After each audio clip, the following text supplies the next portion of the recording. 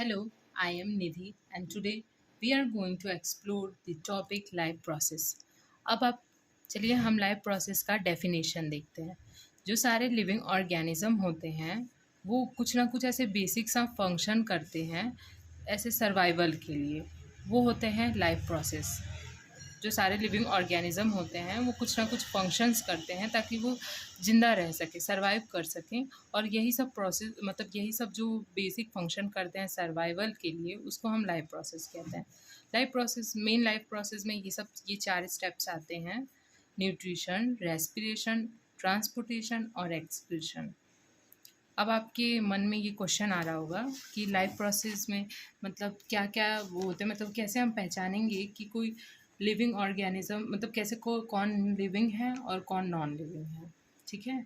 तो लिविंग अगर आपको लिविंग जानना है तो उसके लिए उसमें ये सब प्रोसेस होने चाहिए: nutrition, respiration, transportation, response to stimuli, excretion, control, growth, reproduction.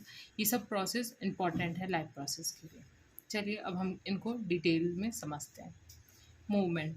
Movement क्या होता है, कैसे जानेंगे हम कि लिविंग ऑर्गेनिज्म में क्या है मूवमेंट? मूवमेंट यानी कि कोई भी लिविंग ऑर्गेनिज्म अगर अपने एक प्लेस से दूसरे प्लेस पे जा पा रहा है तो उसको हम लिविंग थिंग कहेंगे। आपके मन में ये भी क्वेश्चन आ रहा होगा कि जो ट्री होता है वो तो लिविंग थिंग होता है, लेकिन वो तो एक प्लेस से दूसरे प्लेस पे नहीं जा पाता, तो फिर वो कैसे मूवमेंट अपना करता है, फिर हम उसको क्यों लिविंग थिंग बोल रहे हैं? तो जो प्लांट के अंदर जो वो न्यूट्रिएंट लेते हैं सॉइल से जो प्लांट जो सॉइल से मिनरल एब्जॉर्ब करता है, न्यूट्रिएंट एब्जॉर्ब करता है, उसको रूट से स्टेम से लीफ में पहुंचाना, एक तरह से उनमें भी ये मूवमेंट हो रहा है। तो इसलिए हम को भी लिविंग थिंग बोल सकते हैं। अब न्यूट्रिशन क्या है? जो लिविंग ऑर्गेनिज्म होते हैं वो खाना लेते हैं, खाना खाते हैं। जो हम खाना खाते हैं और उससे हमें एनर्जी मिलती है बहुत सारे कामों को करने के लिए, वो होते उसको हम न्यूट्रिशन कहते हैं। रेस्पिरेशन क्या होता है? अगर हम जो हम खाना ले चुके हैं अंदर और उस खाने का अब ब्रेक डाउन होगा ताकि हमें उससे कुछ एनर्जी मिल सके, ऑक्सीजन को यूज़ करके ये होता है ये प्रोसेस। इसके हाँ, और फिर ग्रोथ। लिविंग ऑर्गेनिज्म जो होता है, लिविंग ऑर्गेनिज्म ऐसे ग्रो करते हैं। ग्रो कैसे करते हैं? वो उनका सेल का नंबर, जैसे सेल है, सेल का नंबर ऐसे ऐसे इंक्रीज हो रहा है या फिर उनका साइज इंक्रीज हो रहा है, तो वो उसको हम कहते हैं कि मतलब वो चीज़ें ग्रोथ कर रही हैं, ठीक है?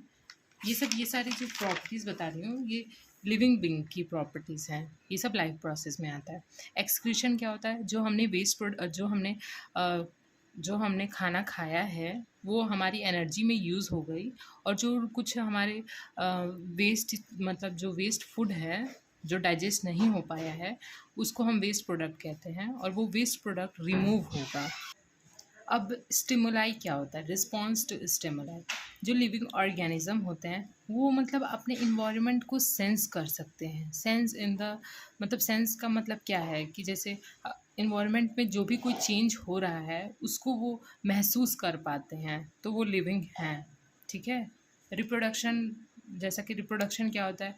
वो लिविंग मतलब वो चीज़ें जो कि रिप्रोड्यूस कर सके, वो अपने ऑफस्प्रिंग दे सके, अपने जनरेशन को आगे बढ़ा सके ऑफस्प्रिंग दे के, वो रिप्रोडक्शन होता है। Cellular structure. जो सारे लिविंग ऑर्गेनिज्म होते हैं, जो सारे लिविंग थिंग होते हैं वो एक या फिर एक से ज़्यादा चीज़ से बने होते हैं, और सेल ही यूनिट ऑफ लाइफ होता है। चलिए अब हमने न्यूट्रिशन तो पढ़ लिया, अब चलिए देखते हैं न्यूट्रिशन को हम उनका मोड क्या होता है, मोड ऑफ न्यूट्रिशन क्या होता है।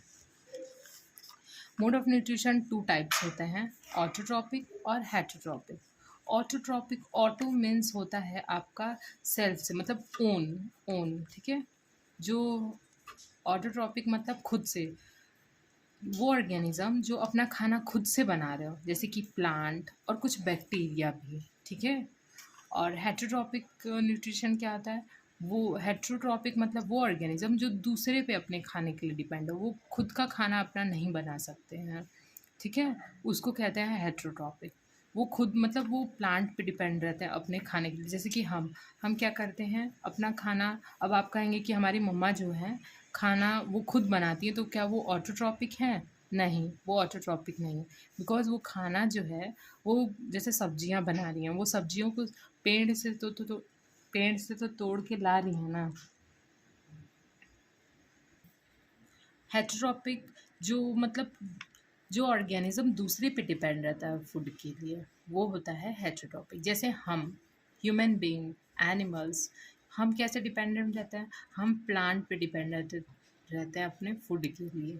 हम जाते हैं बाजार से सब्जियां खरीद के तो लाते हैं, लेकिन वो सब्जियां कहाँ से आती हैं? वो पेड़ पे से, पौधों में से आती हैं, और उनको हम फिर बनाते हैं। तो हम डिपेंडेंट रहते हैं, ठीक है। और ऑटोट्रॉपिक क्या होता है ये मैं तो आपको बता चुकी हूँ। हेटेरोट्रॉपिक के कुछ और भी टाइप्स होते हैं। हेटेरोट्रॉपिक में 3 टाइप्स और आएंगे, जैसे कि होलोजोइक न्यूट्रिशन, सैप्रोफाइटिक और पैरासाइटिक। होलोजोइक न्यूट्रिशन ज़्यादातर एमोeba करता है, और सैप्रोफाइटिक में जैसे फंजाई, बैक्टीरिया, वो ऑर्गेनिज्म जो कि सड़े गले चीज़ों पे उग जाते हैं, उनको यूज़ करके न्यूट्रिशन लेते हैं, खाना उनको खाते हैं, वो होते हैं सैप्रोफाइटिक। और पैरासाइटिक न्यूट्रिशन में ये आता है कि जैसे कोई लिविंग ऑर्गेनिज्म पे दूसरा लिविंग ऑर्गेनिज्म उस पे ही डिपेंड, मतलब उस पे ही वो रहता हो, और उसको नुकसान नहीं करता, उसको उसकी जान नहीं लेता है, लेकिन वो उस पर डिपेंडेंट रहता है खाने के लिए। जैसे कि टिक्स आप देख सकते हैं गर्ल्स में, मतलब गर्ल्स के हेयर्स में टिक्स जो रहते हैं कॉमनली प्रेजेंट होते हैं। वो बहुत उनको कोई नुकसान नहीं पहुंचाते हैं, लेकिन हाँ उनके ब्लड को वो सक करते हैं। टेप वॉर्म भी देख सकते हैं, लीचेस भी देख सकते हैं। ये क्या है? ये सब पैरासाइटिक न्यूट्रिशन, इसे मैं और आगे हम लोग डिस्कस करेंगे, ठीक है।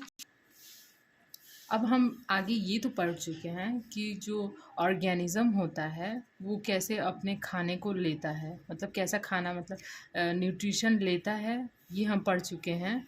और न्यूट्रिशन कितने टाइप का होता है, ऑटोट्रॉपिक और हेटेरोट्रॉपिक, ये पढ़ चुके हैं। लेकिन अब जो ऑर्गेनिज्म, जो प्लांट होता है वो हेटेरोट्रॉपिक तो होता है, वो खाना खुद से बनाता है, लेकिन कैसे बनाता है? चलिए आइए हम देखते हैं कैसे बनाता है। जो प्लांट होता है वो फोटोसिंथेसिस के प्रोसेस से खाना बनाता है। वो खुद से खाना बनाता है, लेकिन फोटोसिंथेसिस की प्रोसेस से खाना बनाता है। फोटोसिंथेसिस का मतलब क्या होता है?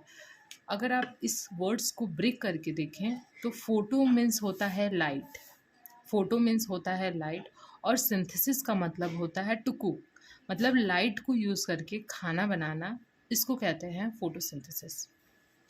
ये एक ऐसा प्रोसेस है जिसमें कुछ जो ग्रीन प्लांट्स होते हैं, एल्गी होते हैं, कुछ बैक्टीरिया होते हैं, वो सनलाइट, यानी कि सनलाइट, CO2, वाटर को यूज़ करके खाना बनाते हैं और ऑक्सीजन रिलीज़ करते हैं।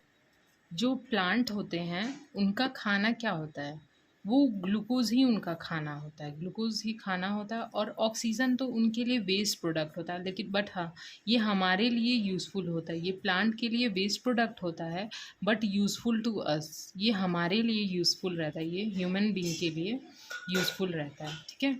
ये ऐसा प्रोसेस है जिससे ग्रीन प्लांट्स, एल्गी और कुछ बैक्टीरिया भी यूज़ करते हैं सनलाइट को, CO2 को और वाटर को ग्लूकोज प्रोड्यूस करने के लिए। ग्लूकोज इनके लिए फूड है, ठीक है।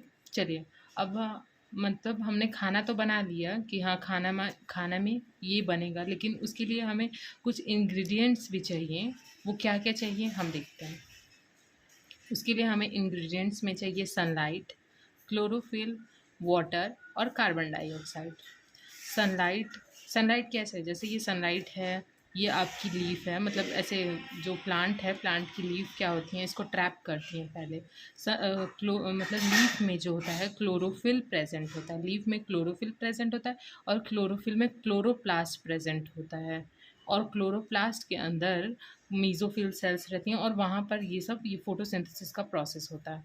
ये देखिए यहाँ पर सनलाइट आई, यहाँ से ये लीफ जो है, यहाँ पर क्लोरोफिल रहती हैं, उसकी क्लोरोफिल के पिगमेंट्स इसको ट्रैप कर लेते हैं, और वहाँ से ये इन्वायरमेंट से CO2 लेते हैं, और यहाँ पर ये ग्लूकोज बनाते हैं, ठीक है। चलिए कुछ स्टेप्स होते हैं, बहुत इजी स्टेप